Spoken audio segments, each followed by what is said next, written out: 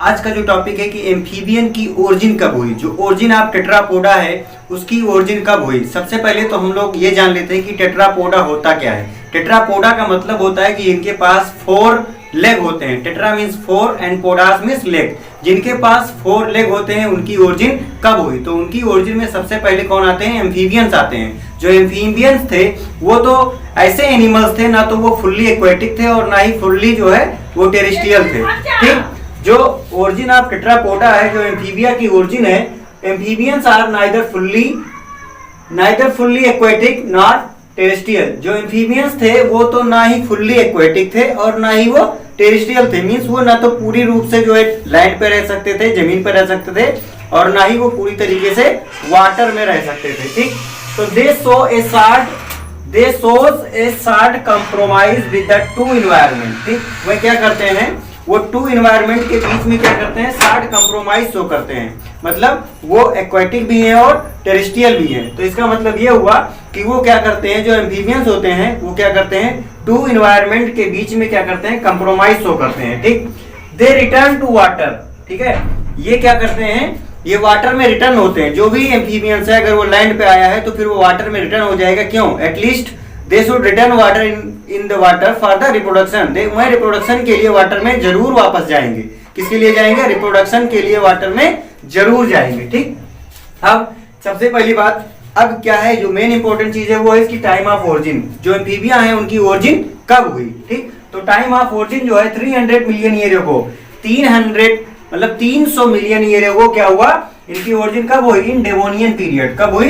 Devonian period में इनकी origin हुई। ठीक, कब हुआ? Carboniferous period was the age of amphibians. ठीक, अब डेवोनियन पीरियड में तो इनकी ओरिजिन हुई, लेकिन कार्बोनिफेरस पीरियड में ये क्या हुआ, बहुत ज्यादा एम्फीबियंस जो है लैंड पे आ गए। मींस वो लोग मतलब पूरी तरीके से जो अर्थ पे कौन थे? एम्फीबियंस थे। कब? कार्बोनिफेरस पीरियड में थे। अब हम लोग बात करेंगे इनकी जो एंसेस्टर्स हैं वो कौन कौन से इनके एंसेस्टर हैं, ये किससे जो रिजेम्बलेंस रखते हैं। पिसियन एंसेस्ट्री है इनकी, और डेवोनियन फिशेस एंसेस्ट्री है इनकी, क्रासोप्टेराइजियन फिशेस एंसेस्ट्री है। उन सब के बारे में हम लोग बात करेंगे। जो एम्फीबियंस है उनकी जो पिसियन एंसेस्ट्री है, पिसियन एंसेस्ट्री का मतलब कि इनके जो एंसेस्टर हैं वो माना गया है कि फिशेस हैं। ठीक, तो universally accepted they originated from fishes. ये जो है पूरी तरीके से माना गया है कि वो कहां से उनकी ओरिजिन हुई है, दे ओरिजिनेटेड फ्रॉम फिशेस, फिश से उनकी ओरिजिन हुई है। ठीक, अब इसमें रिजेम्बलेंस क्या है, फिश और एम्फीबिया में रिजेम्बलेंस क्या है वो आप कई बॉडी सिस्टम में आप देख सकते हैं। जैसे कुछ एग्जांपल यहाँ पे है, बोथ आर कोल्ड ब्लेडेड। दोनों क्या है?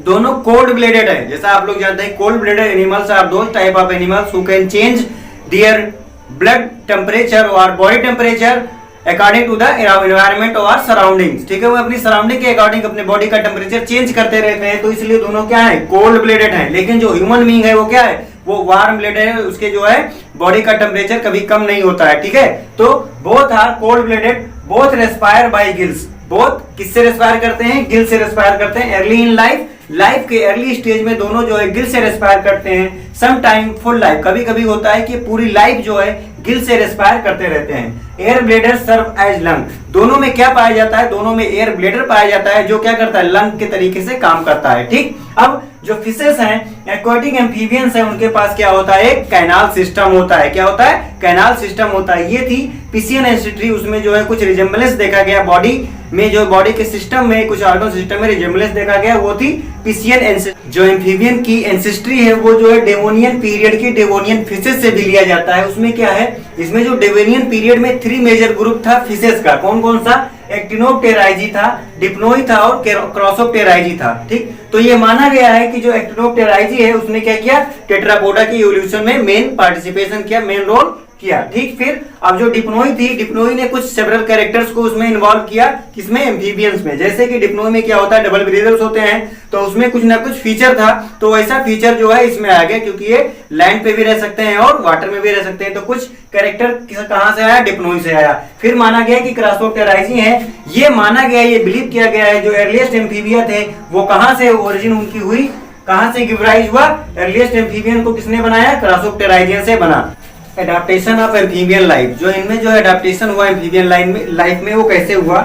जो इसके बारे में जब बात करते हैं एडाप्टेशन ऑफ एम्फीबियन लाइफ, ठीक है, तो इसमें बताते हैं सबसे पहले जो ट्रांजिशन था इनका फ्रॉम वाटर टू लैंड, जो ट्रांजिशन था वाटर टू लैंड, ये क्या था, बहुत ही ग्रेजुअल था, ठीक, बहुत ही धीरे धीरे इनमें क्या हुआ, ट्रांजिशन हुआ वाटर टू लैंड में, ठीक है, gradual from water land, water से जो है लैंड पे बहुत ही धीरे धीरे आए।